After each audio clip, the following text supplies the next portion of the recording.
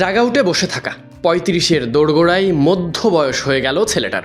একসময় বাংলাদেশের টি-20 ক্রিকেটে ব্যাটসম্যানদের মধ্যে ছিলেন সবচেয়ে ভয়ঙ্কর।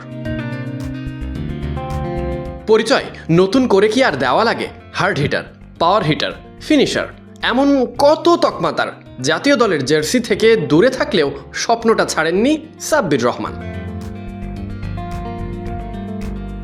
মাস কয়েক আগে আবাহনীর জার্সি গায়ে ঘরোয়া টুর্নামেন্ট শেষ করে তিনি বলেছিলেন, এবার না হলে নেক্সট বার না হলে পরের বার। সেই বিশ্বাস নিয়েই এখন মিরপুরে। লক্ষ্য একটাই, অস্ট্রেলিয়ায় টপ অ্যান্ড টি-20 সিরিজে পারফর্ম করে আবারও জাতীয় দলের দরজায় কড়া নাড়া। পারবেন তো বাংলাদেশ ক্রিকেটের প্রথম টি-20 স্পেশালিস্ট এই তারকা? ওয়ার্ল্ড ক্রিকেটে বয়স ভিত্তিক গড়ের পারফরমেন্স বলে এই বয়সটাই একজন ক্রিকেটারের জন্য সব থেকে উজ্জ্বল সময়।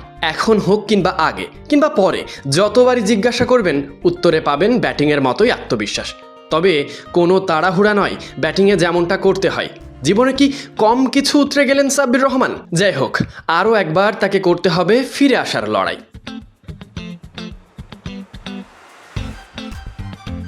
এই তো কদিন আগেও লোকলজ্জার ভয়ে মিরপুরে আসতে না চাওয়া ছেলেটা জাতীয় দলের রাডারে আসার পর থেকেই মিরপুরে। সম্ভাবনা কোথা থেকে? মিরপুর শেরেবাংলা জাতীয় ক্রিকেট স্টেডিয়ামে হাই পারফরমেন্স দলের অনুশীলন চলছে, আর সেখানেই যোগ দিয়েছেন এই ব্যাটার। সামনে অস্ট্রেলিয়ার ডারউইনে অনুষ্ঠিত হতে যাচ্ছে টপ অ্যান্ড টি-20 সিরিজ। সেই লক্ষ্যেই চলছে নিবিড় অনুশীলন। কোচ মোহাম্মদ সালাউদ্দিন এবং টিম ম্যানেজমেন্টের পরিকল্পনায় নিজেকে আরও একবার গুছিয়ে নেওয়ার চেষ্টাই সাব্বির।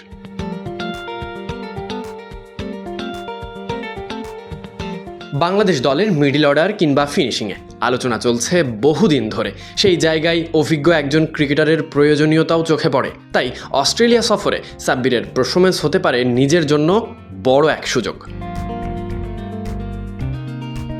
রাজশাহী থেকে উঠে আসা ছেলেটা একসময় ব্যাট হাতে বহু ম্যাচের গতিপথ বদলে দিয়েছেন। তিনি আরও একবার সুযোগ পাচ্ছেন নিজের সামর্থ্য প্রমাণের। হয়তো আগে বলা কথাগুলো আজও তাকে নিয়ে যাচ্ছে এগিয়ে।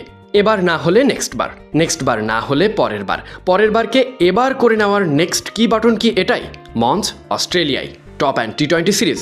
সাব্বির কি করতে পারেন সেটাই দেখার অপেক্ষায়। Sadiq Ahmed Sunny, BD ক্রিক time.